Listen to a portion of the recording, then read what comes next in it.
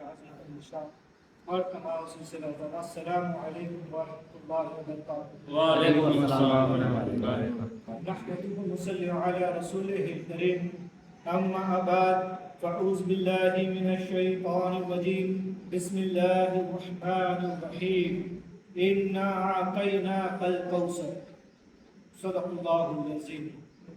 محترم حضرات، کچھ گفتگو شروع کرنے سے پہلے آئیے ہم اور آپ مل کر آقا نامدار مدینے کے تاجدار حضور احمد مجتبیٰ محمد مصطفیٰ رسول اللہ صلی اللہ علیہ وسلم کی بارگاہ میں درود پاک کا نذرانہ پیش کریں۔ پڑھیں اللہم صلی علی مولانا محمد وبارک وسلم، صلو علیہ الصلوۃ والسلام علیک یا رسول اللہ صلی اللہ تعالی علیہ وسلم۔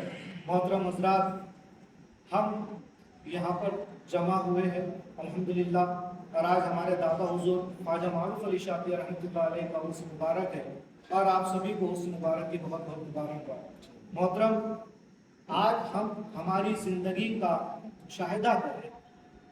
آج ہر کوئی یہ چاہتا ہے کہ میں میری زندگی میں کامیاب ہوں، میں سکسیسفل بنوں، میں ویل سیٹ ہو جاؤں۔ پر اب ہم سیٹ ہوں گے، سکسیس ہوں گے، پر اس کے پیچھے اگر سے ہم محنت کریں گے تو سیٹ ہوں گے۔ اب کچھ چیز ہوتی ہے تقدیر۔ اب جیسے کہ میرے سامنے دیوار ہے، میں اس دیوار کے پار نہیں دیکھ سکتا، پر ایک ذات ایسی ہے جو ہم سامنے کا دیکھتے ہیں پر وہ ہمارے مستقبل کو دیکھتی ہے کہ ہم جو کریں گے ہمارے لیے بہتر ہے کہ نہیں۔ ہم اس چیز پر نظر رکھتی ہے، اور اس حساب سے اور اسی چیز کو نام دیا گیا ہے حکمت۔ محترم حضرات، جس آیت کریمہ کا شرف میں نے حاصل کیا ہوں، اِنَّا أَعْطَيْنَاكَ الْكَوْثَرَ، کہ اے میرے محبوب ہم نے آپ کو کوثر عطا کیا۔ بس پوری صورت تو نہیں، اور یہ صورت کو ہم ہمیشہ آپ کچھ لوگ توجہ دے طرف کہ کچھ لوگ یعنی ہم ہمیشہ اس آیت کو، اس صورت قرآن مجید کی سب سے چھوٹی صورت سورہ کوثر، کہ میرے محبوب ہم نے آپ کو کوثر عطا کیا۔ پر صوفیہ اکرام ارشاد فرماتے ہیں کہ کوثر صرف ایک جنت کی نہر ہے، جس کے بارے میں ہم نے سن رکھا ہے، بیانات ہم سنتے ہیں، پڑھتے ہیں۔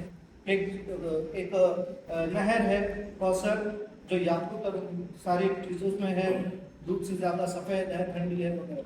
پر صوفیہ اکرام ارشاد فرماتے ہیں کہ کوثر صرف نہر تک محدود نہیں ہے، بلکہ اس کا ایک مطلب یہ ہے خیر کثیر اللہ تعالیٰ نے اپنے رسول کو عطا کر، یعنی بہت بہت زیادہ عطا کر دیا، اور اتنا زیادہ عطا کر دیا کہ بس یا رسول یا میرے محبوب کہ تم جس کو چاہو عطا کر۔ پھر ارشاد فرمایا اِنَّا أَعْطَيْنَاكَ فَصَلِّ لِرَبِّكَ وَانْحَرْ، اب ہم نے آپ کو کوثر یعنی ہر چیز عطا کر دی، ہم نے آپ کو ہر چیز عطا کر دی، اب آپ جس کو چاہے عطا کر۔ اب آپ کو انعامات مل گئے، اب نبی صلی اللہ علیہ وسلم کیا آتا کہ یہ دینے والا جانے اور لینے والا جانے، ہم اس پر ذہن نہیں دوڑا سکتے کہ اس کو کیا ملا ہے، کیا دیا ہے، تو دینے والا جانے اور لینے والا جانے۔ اب ارشاد فرمانا ہے کہ تم اپنے رب کے لیے نمازیں پڑھو، قربانی۔ اب یہاں پر صوفیہ اکرام ارشاد فرماتے ہیں کہ نمازیں دو طرح کی، ایک جیسے کہ پبلکلی عبادت ہوتی ہے، اور ایک خفیہ عبادت ہوتی ہے، جیسے کہ نماز، تہجد پڑھنا، ذکر و اذکار کرنا، یہ خفیہ عبادت، اور ایک ہوتی ہے پبلکلی جو ہم قربانی کرتے ہیں۔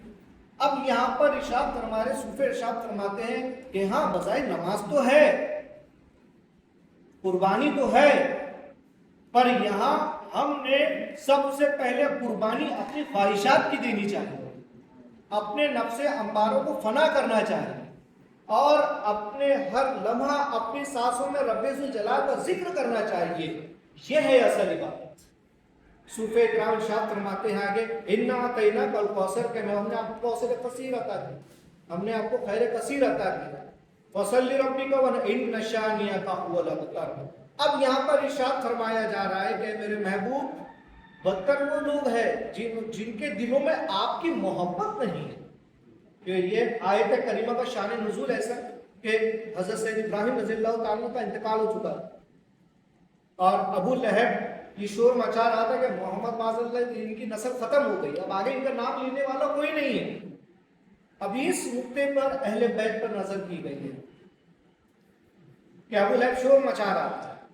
تو تب یہ کوثر، تب یہ آیت کریمہ، یہ سورہ نازل ہوا اور اس میں نبی کریم صلی اللہ علیہ وسلم کو اللہ تعالیٰ نے مطمئن کر دیا کہ میرے محبوب آپ غمزدہ نہ ہو، ہم نے آپ کو خیر کثیر عطا کر، اور آپ کی جو نسل آئیں گی یہ نسل کبھی ختم نہیں ہوگی.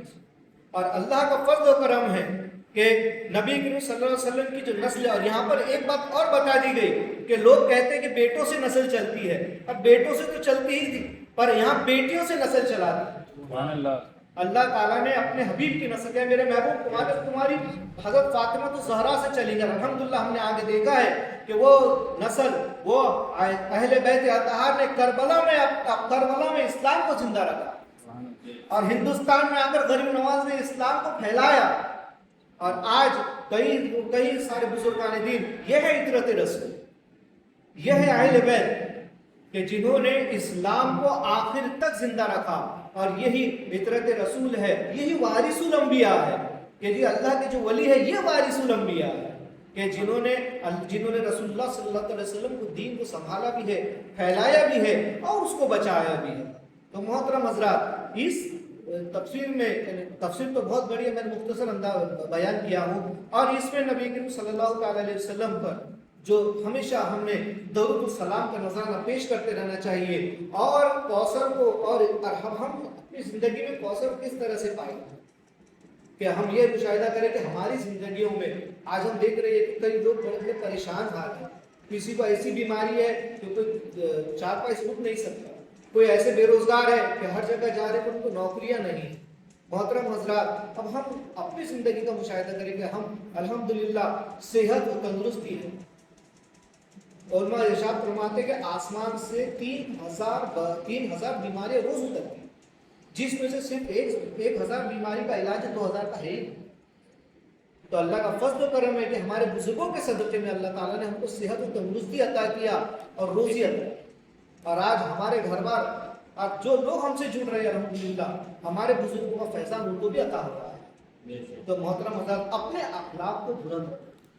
یہاں اس تعلیم، یہاں پر ہم کو یہ تعلیم مل رہی ہے کہ ہمارے آقا صلی اللہ علیہ وسلم نے جب لوگ آپ کو کہہ رہے تھے کہ محمد کی نسل معاذ اللہ ختم ہو گئی ہے، آپ نے خاموشی کی، پر اللہ تعالیٰ نے یہ سورت نازل کر کر آپ کو مطمئن کر دیا. اسی طرح سے ہماری زندگیوں میں بھی ہم خوش قسمت ہے کہ ہم کو اللہ تعالیٰ نے کامل پیر اور ایسے سلسلے سے نوازا ہے کہ آج ہماری ہر جگہ رہنمائی ہو رہی ہے. تو محترم حضرات، اپنی کردار کو اعلیٰ بنائیں اور اللہ تعالیٰ سے دعا ہے کہ کہنے سننے سے زیادہ ہم سب کو عمل خیر کی توفیق عطا کرے. استغفر اللہ ربی من کل ذنب و اتوب الیہ. السلام علیکم.